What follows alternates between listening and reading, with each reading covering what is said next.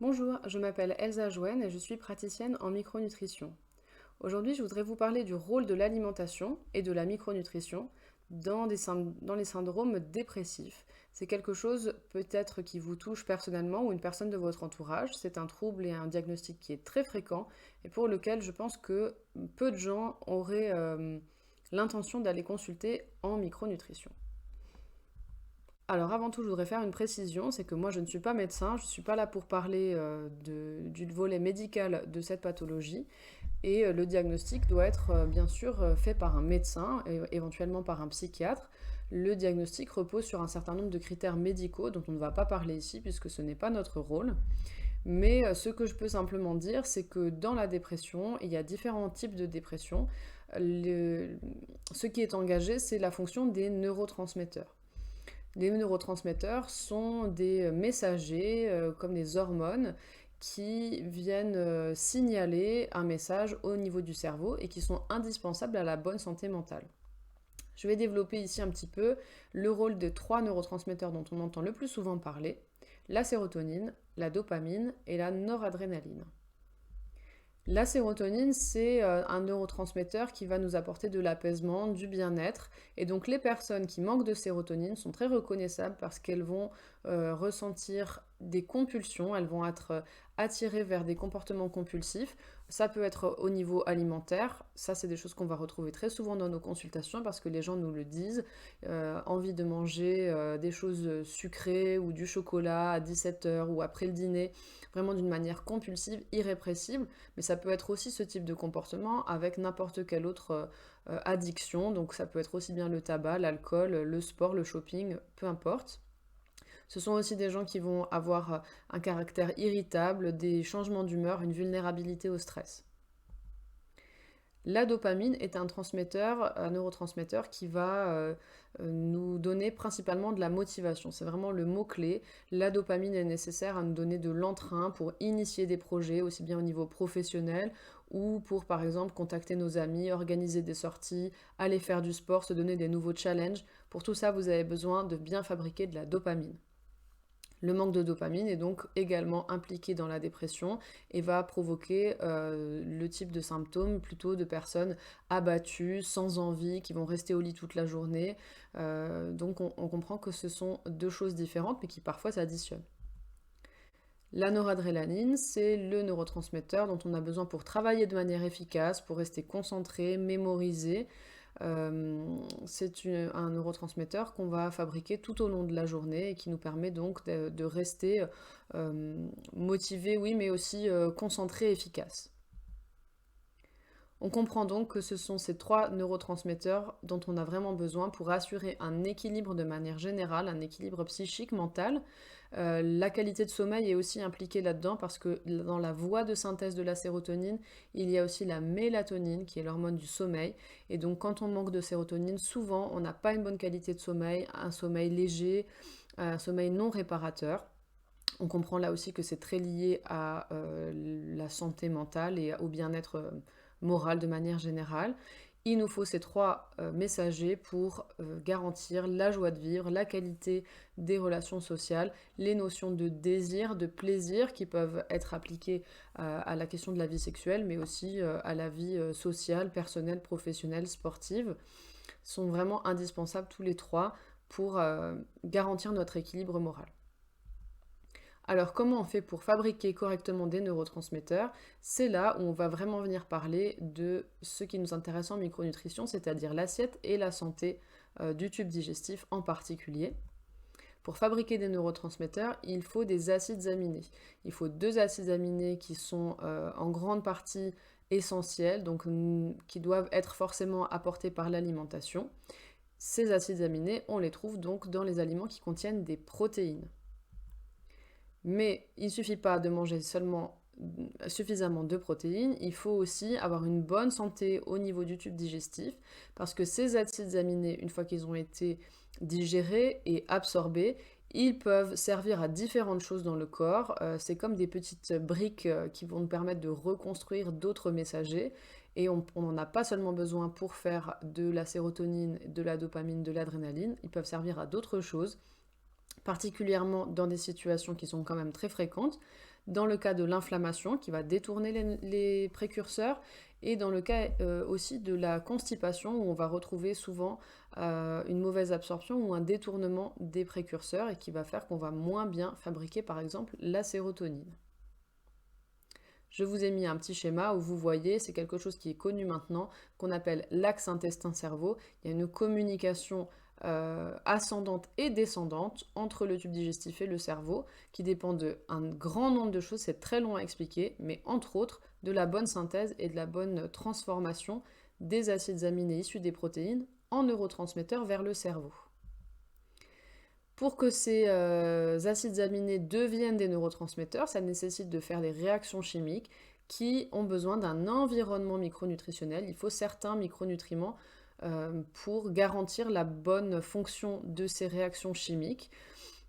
Il y en a beaucoup, il faut en fait avoir des bons taux en beaucoup de micronutriments, mais particulièrement je vous ai mis les vitamines du groupe B qui sont nombreuses, le magnésium et la vitamine D. Également, un micronutriment qui est indispensable pour le bon fonctionnement de cette fonction des neurotransmetteurs, même si vous fabriquez bien vos neurotransmetteurs, qu'ils arrivent jusqu'au cerveau, il faut qu'ils puissent pénétrer dans la cellule cible pour délivrer leur message, et pour rentrer à travers la paroi de la cellule, il faut que la membrane de la cellule soit suffisamment fluide. La fluidité membranaire, c'est vraiment ce qui va garantir la bonne communication cellulaire. Ça sert aussi à d'autres choses comme à la fabrication des anticorps dans une réaction immunitaire, mais ici on parle vraiment du signal, du message. C'est le cas pour toutes les hormones et pour les neurotransmetteurs également. Cette fluidité membranaire dépend de la fabrication de la membrane de la cellule avec des acides gras. Et ces acides gras viennent aussi de notre assiette. On connaît celui qui est très souvent en carence dans notre alimentation moderne et occidentale, ce sont les oméga 3. Donc il ne faut pas seulement des oméga 3, mais c'est souvent celui qui manque pour avoir une bonne fluidité membranaire, donc une bonne communication cellulaire. Donc je ne vous apprends rien en vous disant que si vous regardez ces deux lignes, en particulier magnésium, vitamine D et oméga 3, on est très souvent carencé. La majorité, l'immense majorité de la population qui n'est pas complémentée, est carencé dans ces 3 micronutriments au minimum, et donc il est facile de deviner qu'on est très vulnérable à ce type de symptômes de déprime ou dépressif quand on ne fabrique pas bien les neurotransmetteurs. Et donc s'il ne s'agit que de ça, c'est très facile à corriger, il suffit, si je puis dire, d'avoir une alimentation qui est riche en ces micronutriments, riche de manière générale en micronutriments, ce qu'on appelle la densité micronutritionnelle, et qui va nous permettre de nous apporter ces micronutriments en quantité suffisante. Où est-ce qu'on trouve ces micronutriments? Pour les vitamines du groupe B, je vous ai trouvé quelques petits dessins. Vous pouvez voir qu'elles sont présentes dans un certain nombre d'aliments différents. Le magnésium, pensez par exemple, on dit souvent que le chocolat est riche en magnésium, les bananes également. Si vous avez des fringales à l'après-midi, des compulsions qui vous donnent envie de manger du chocolat de manière irrépressible, c'est peut-être que vous avez une carence en sérotonine, et peut-être lié une carence en magnésium. Mais ce n'est pas en mangeant des tonnes de chocolat que vous allez régler le problème, donc il faut plutôt aller chercher la solution en se complémentant avec une forme de magnésium qui fonctionne bien, qui n'irrite pas le tube digestif et qui soit bien absorbé. Les oméga 3 qu'on trouve aussi bien dans des sources animales que végétales. Si vous regardez un petit peu ces tableaux, vous voyez que notre alimentation devrait être composée d'un grand nombre d'aliments différents et issus de tous les groupes d'aliments, aussi bien la viande, le poisson, les sous-produits animaux, les céréales, mais aussi les légumes, bien sûr, les légumes verts en grande quantité, les légumineuses, les oléagineux.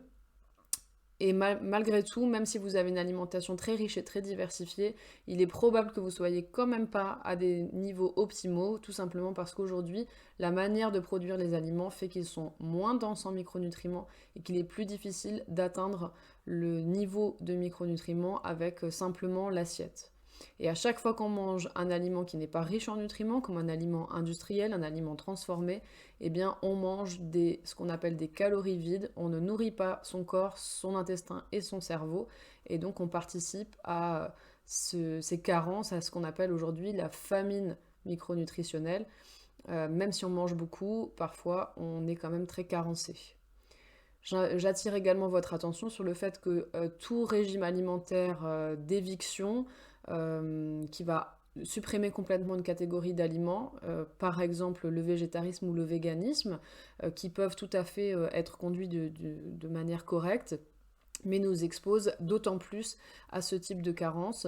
D'ailleurs, c'est quand même assez fréquent de voir des personnes qui sont devenues végétariennes simplement en supprimant une catégorie d'aliments, mais sans prendre garde à compenser les manques en micronutriments, qui, après quelques années, après avoir épuisé leurs réserves, commencent à développer des symptômes un petit peu de déprime ou dépressifs.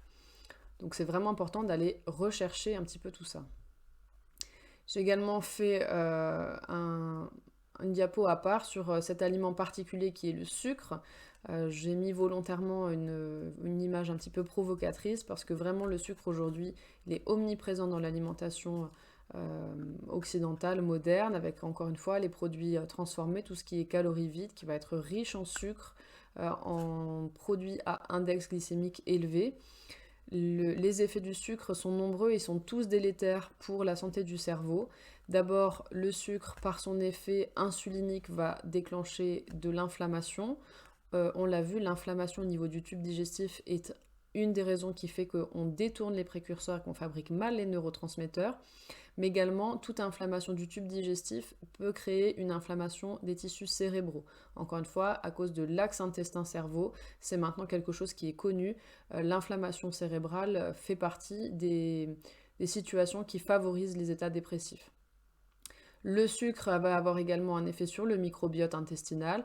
En donnant du sucre à manger à nos bactéries intestinales, on va favoriser certains micro-organismes aux dépens des bonnes bactéries.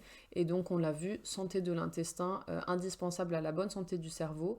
Si l'alimentation est trop sucrée, le microbiote intestinal va se déséquilibrer, ce qu'on appelle une dysbiose. Et c'est également impliqué dans la mauvaise santé du cerveau de manière générale. Le sucre dans le sang va se lier aux protéines et créer cette réaction chimique qu'on appelle la glycation. Donc la glycation, c'est le fait qu'une molécule de sucre se fixe sur une protéine. Ça peut avoir lieu sur toutes les protéines du corps, mais y compris au niveau du cerveau. Et on sait que la glycation est un des phénomènes aussi qui est impliqué dans la maladie d'Alzheimer, par exemple.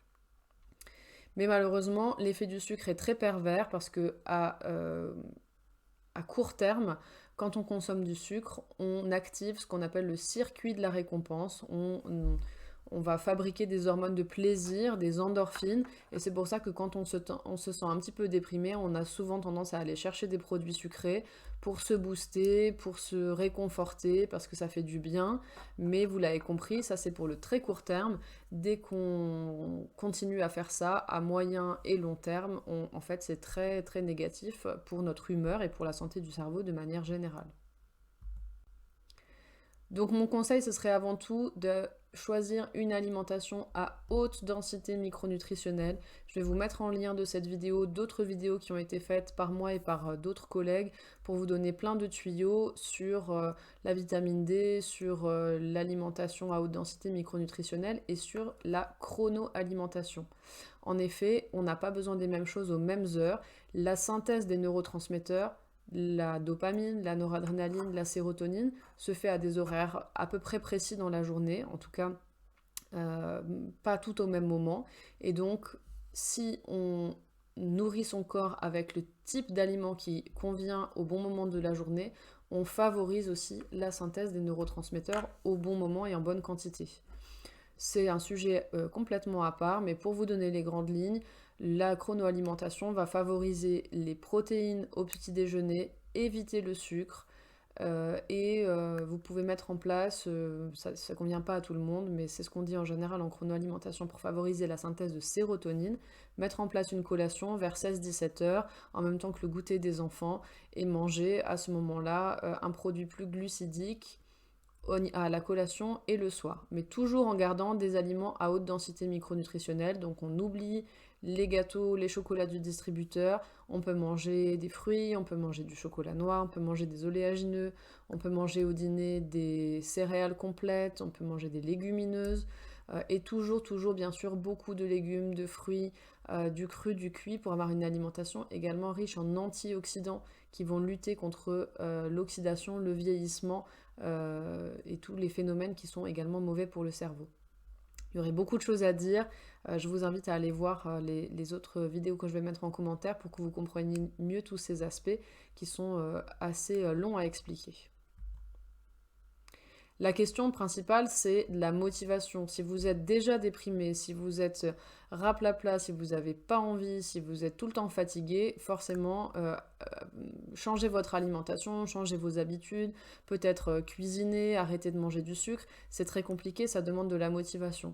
Donc, il ne suffit pas de savoir ça, il faut aussi réussir à mettre en place les éléments qui vous permettent de sortir de ce cercle vicieux, fatigue, manger du sucre, encore plus de fatigue, encore plus de déprime, etc. Et pour retrouver de la motivation, c'est là où je vous conseille vraiment de vous adresser à quelqu'un qui soit formé, par exemple en micronutrition, parce que on peut trouver des choses pour vous aider à sortir de ce cercle vicieux. La première des choses, c'est d'aller voir tous les micronutriments qui sont impliqués dans ces systèmes, éventuellement les faire doser, votre médecin peut le faire également, et vous complémenter dans tous les micronutriments pour lesquels vous êtes carencé. Je vous rappelle, on les a cités, la vitamine D, le magnésium, les vitamines du groupe B et les oméga 3 par exemple. Ça peut passer par un changement de l'assiette, mais ça peut passer aussi dans un premier temps par des compléments alimentaires bien choisis. Attention, n'allez pas acheter ça juste parce que vous avez noté la liste que je viens de dire. Il faut d'abord faire des dosages pour un certain nombre d'entre eux ou connaître les signes cliniques qui sont associés aux carences et choisir des compléments alimentaires qui sont bien formulés, bien absorbés, bien tolérés. Ça demande des connaissances, bien entendu. Il y a également des aides qui sont précieuses en phytothérapie, des plantes qui peuvent être vraiment très efficaces pour vous redonner de la motivation ou sortir des systèmes, par exemple, de compulsion alimentaire qui vous poussent à manger du sucre. Il y a des plantes qui sont vraiment efficaces, qui sont sans prescription médicale, mais ça reste des principes actifs puissants. On peut parler du mucuna, par exemple, on peut parler de la rhodiole, du safran, de la valériane, de la passiflore, du griffonia, qui vont avoir des effets en plus souvent multiples, qui peuvent être très intéressants, mais ce sont de vrais principes actifs. Ce n'est pas un effet énergétique ou un effet placebo, donc on ne prend pas non plus ce type de plantes n'importe comment. D'abord, c'est très important de choisir un laboratoire qui utilise des plantes de qualité, qui les extrait d'une manière qui respecte les principes actifs et qui vous les vende en quantité suffisante. C'est pas toujours le cas. Et puis, il faut connaître les précautions d'usage. Il y a des plantes qui sont contre-indiquées avec certains traitements ou dans certaines situations. Par exemple, il faudra éviter de donner des plantes stimulantes à quelqu'un qui a un trouble de la personnalité type bipolarité et qui risque d'être beaucoup trop stimulé par exemple. Donc on ne fait pas n'importe quoi, on s'adresse à quelqu'un de formé. Moi je vous conseille toujours d'abord et avant tout de parler avec votre médecin. Votre médecin n'est peut-être pas formé à la micronutrition ni à la phytothérapie, mais il faut lui parler de votre intérêt pour ça, lui demander s'il connaît. Et si vous allez voir un thérapeute autre qu'un médecin, comme moi personnellement je pratique la micronutrition mais je ne suis pas médecin, si une personne vient me voir pour ça, je souhaiterais travailler en collaboration avec le médecin et bien sûr sans rien faire dans son dos. Si vous êtes déjà sous traitement médical, par exemple avec des antidépresseurs, j'ai envie de vous dire vraiment en gros, en surligné, n'arrêtez pas votre traitement. Même si vous avez l'impression que votre traitement n'est pas efficace, je vais vous expliquer après une des explications, mais il ne faut pas arrêter votre traitement sans avis médical ni brutalement, parce que d'abord vous risquez un retour des symptômes dépressifs, et même si vous avez l'impression qu'ils n'ont pas du tout changé depuis que vous prenez ce traitement, vous risquez malgré tout d'avoir un syndrome de sevrage qui va se manifester par exemple par des vertiges ou des symptômes physiques qui peuvent être désagréables et même dangereux si vous devez par exemple conduire pour aller au travail. Donc j'insiste vraiment, on n'arrête pas un traitement comme ça, on peut faire un sevrage des antidépresseurs ou des anxiolytiques de manière progressive, accompagnée et avec l'autorisation et l'accompagnement du médecin qui vous a prescrit ce traitement. On pourra utiliser la phytothérapie par exemple avec des plantes qui favorisent la synthèse de neurotransmetteurs en relais de votre traitement, mais pas additionné parce que c'est contre-indiqué. Donc à ce moment-là, encore une fois, Il faudra vraiment travailler en collaboration, soit si vous avez la chance d'avoir un médecin qui est formé, qui fait par exemple ce qu'on appelle de la médecine fonctionnelle, soit en collaboration entre le thérapeute non médecin et le médecin prescripteur. Une petite explication, si vous êtes sous traitement par exemple antidépresseur et que vous avez le sentiment que ça ne vous aide pas ou pas suffisamment, il y a quand même une explication que parfois les patients n'ont pas bien compris.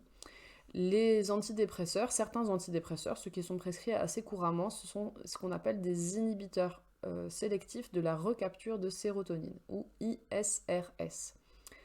Donc on a déjà parlé de la sérotonine, vous avez compris, c'est un neurotransmetteur qui joue un rôle dans le bien-être, et donc le médicament chimique qui sert à atténuer les symptômes dépressifs va jouer sur l'action de ce neurotransmetteur, la sérotonine. Ça, la médecine l'a bien compris. Donc quand tout fonctionne bien, votre sérotonine va être fabriquée, donc vous avez compris, c'est par rapport à votre alimentation. Si vous mangez suffisamment de protéines, il va être transformé au cours de différentes réactions biochimiques. Puis une fois qu'il va être formé, il va arriver ici. Ce sont ces petites billes rouges, par exemple. Disons que ces petites billes rouges sont des molécules de sérotonine qui sont ici prêtes à être délivrées par une première cellule qui est un premier neurone. Et la circulation de la sérotonine se fait dans ce sens-là. Ici, on va avoir un neurone qui va libérer de la sérotonine pour l'envoyer vers le prochain neurone et donner à ce deuxième neurone le signal, donc le message. On a déjà parlé du fait qu'il fallait que la sérotonine soit capable de passer, de rentrer dans le deuxième neurone, je n'insiste pas sur ce point. Mais quand tout fonctionne bien, la sérotonine va rentrer dans ce qu'on appelle l'espace synaptique, la synapse, l'espace qui est entre les deux neurones, bien sûr c'est microscopique, elle va se fixer sur des récepteurs, et une fois que les récepteurs sont saturés, il va y avoir un certain nombre de molécules de sérotonine qui sont en excès dans l'espace synaptique. La nature fait que la sérotonine en excès, qui n'a pas été captée, va revenir dans le premier neurone de manière à être recapturée, recyclée, peut-être servir pour une prochaine fois. C'est cette recapture qui est inhibée par le médicament, et donc un traitement antidépresseur ISRS va vous permettre d'avoir plus de molécules de sérotonine dans l'espace synaptique et donc de venir resaturer les récepteurs en face dès qu'ils seront à nouveau disponibles. Donc, expliqué comme ça semble plutôt efficace. Effectivement, pour un certain nombre de personnes, c'est efficace et ça permet d'améliorer les symptômes dépressifs. Le problème est que si je n'ai pas bien fabriqué ma sérotonine avant, si je n'ai rien à balancer, si je puis dire, dans l'espace synaptique, eh bien l'inhibition de la recapture ne sera pas efficace. L'inhibition de la recapture n'est efficace que si j'ai une bonne quantité de sérotonine qui a été fabriquée avant. Et c'est là qu'on comprend les limites de ce traitement. Si je n'ai pas fabriqué suffisamment de sérotonine, donc il y a plein d'éléments précédents qui peuvent expliquer qu'on n'a pas bien fabriqué de la sérotonine. Ça ne sera pas efficace de vouloir inhiber sa recapture, il faut d'abord réussir à en produire suffisamment. Et c'est là que, par exemple, le fonctionnement de certaines plantes comme le griffonia vont fonctionner différemment, puisqu'elles vont vous permettre de fabriquer une molécule qui est très proche de la sérotonine, directement ici, proche du neurone, directement dans le cerveau, et fabriquer de manière garantie de la sérotonine assez rapidement. Puisqu'on ne sait pas à quel niveau ça ne marche pas, est-ce que c'est au niveau de l'intestin, est-ce que c'est au niveau d'une des différentes transformations chimiques qui se passent avant. C'est difficile de mettre le doigt dessus, et donc on pourra utiliser une plante qui va nous permettre de fabriquer plus de sérotonine. Mais vous pouvez aussi assez facilement comprendre qu'on ne peut pas allier les deux. Si je prends une plante riche en précurseur immédiat de la sérotonine et en même temps un inhibiteur de la recapture, je risque d'avoir beaucoup trop de sérotonine dans mon espace synaptique, et là on peut créer des situations aussi dangereuses. Donc c'est pour ça qu'on ne fait jamais la phytothérapie en plus du traitement médical. En revanche, ça peut être un très bon relais ou une très bonne solution alternative pour une personne qui ne se sent pas soulagée par ce type de traitement. Bien sûr, il existe d'autres types de traitements médicaux antidépresseurs. Il y a des inhibiteurs également qui vont inhiber la recapture d'autres neurotransmetteurs, pas uniquement la sérotonine. Il y a également tous les traitements anxiolytiques qui ne fonctionnent pas de la même manière.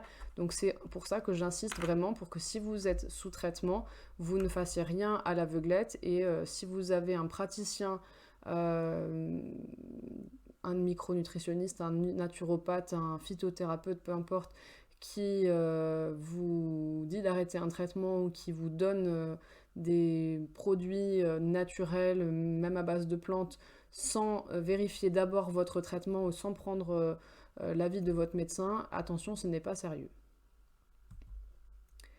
Et puis je voulais finir cette vidéo en vous disant qu'il peut y avoir aussi d'autres liens. Peut-être que vous avez déjà exploré tout ce que j'ai dit précédemment et que vous ne vous sentez toujours pas soulagé. Donc je voudrais quand même préciser que dans le symptôme dépressif, dans les symptômes dépressifs, il n'y a pas de physiopathologie avérée, c'est-à-dire que vous pouvez avoir un diagnostic de dépression sans vous expliquer quel est le problème exactement. Le diagnostic repose sur un certain nombre de critères. Si vous remplissez ces critères, vous pouvez être diagnostiqué, entre guillemets, étiqueté comme une personne dépressive, sans qu'on vous ait dit que vous êtes dépressif parce que vous fabriquez peu de sérotonine ou parce que vous recapturez trop de sérotonine, etc. On ne va pas forcément chercher l'explication physiologique. Et donc des explications physiologiques, il y en a plein, et on peut passer à côté de quelque chose, particulièrement de tout ce qui est du fonctionnement hormonal. Je vous ai mis ici une petite image qui montre le lien entre ce qu'on appelle l'axe hypothalamo-hypophysaire, c'est-à-dire des glandes qui sont au niveau du cerveau, et qui vont faire le relais entre ce qui est perçu par le système nerveux, comme nos relations affectives, les situations de stress, les chocs émotionnels, et le système hormonal. Donc c'est vraiment évident que les situations qu'on vit au quotidien sur le plan moral et émotionnel ont une répercussion sur la chimie de notre corps via le système hormonal. Tous les systèmes que vous voyez ici sont sous l'influence de l'axe hypothalamo-hypophysaire, mais il y en a un certain nombre qui devraient attirer notre attention. La fonction de la glande thyroïde, tout cela est documenté, il suffit de taper sur Google, vous trouverez un nombre incalculable de documentation. L'hypothyroïdie peut donner des symptômes qui ressemblent à la dépression, particulièrement tout ce qui est au niveau du ralentissement, aussi bien du ralentissement moral, émotionnel et physique. La fatigue surrénalienne, c'est également quelque chose qui va être en lien avec un stress, en tout cas un stress au long cours, et quand on a du mal à fabriquer des hormones surrénaliennes, du cortisol particulièrement, on va retrouver aussi des symptômes qui peuvent être pris pour de la dépression, comme un épuisement profond, des personnes qui vont rester au lit toute la journée et qu'on pourrait mal interpréter comme des personnes dépressives, alors que simplement ce sont des personnes qui n'arrivent plus à fabriquer les hormones pour se mettre en route. Les hormones sexuelles aussi, chez l'homme par exemple, le manque de testostérone peut se manifester par des symptômes comme une baisse de libido, une baisse de combativité, qui peuvent également être pris pour des symptômes dépressifs. Et chez la femme, les dysfonctionnements du système hormonal sexuel, chez certaines femmes, peuvent se traduire par ce qu'on appelle le syndrome prémenstruel ou le syndrome dysphorique prémenstruel, c'est-à-dire un syndrome prémenstruel en fait aggravé avec des syndromes dépressifs sévères. Et il y a énormément de femmes qui sont traitées avec des antidépresseurs pour ce qu'on appelle des dépressions cycliques. Les dépressions cycliques sont en général cycliques parce qu'elles sont liées aux hormones, et en fait c'est l'équilibre de leurs hormones qu'il faut rééquilibrer, qu'il faut remettre en place pour leur permettre d'avoir un équilibre moral à nouveau correct. Je vous mettrai là aussi quelques vidéos en lien pour en savoir plus sur le fonctionnement par exemple thyroïdien et le fonctionnement hormonal féminin. Donc voilà ce qu'on peut dire rapidement dans le lien entre alimentation, nutrition, micronutrition et santé mentale et éventuellement dépression. Il y a beaucoup de liens à faire. Ce que j'ai surtout envie de vous transmettre, c'est qu'il faut garder de l'espoir. C'est des situations qui sont difficiles à vivre, aussi bien pour la personne que pour son entourage. Et il y a des solutions, il y en a beaucoup, mais comme souvent, ce sera souvent la conclusion de mes vidéos, c'est très personnel, c'est très individuel, il n'y a pas de solution universelle, et je vous encourage vraiment à vous renseigner, à vous former, à lire, mais également, si vous êtes concerné, à consulter quelqu'un qui est déjà formé et qui va pouvoir vous donner du soutien et vous suivre, parce que ça ne se fait pas en une seule fois, de manière vraiment personnalisée.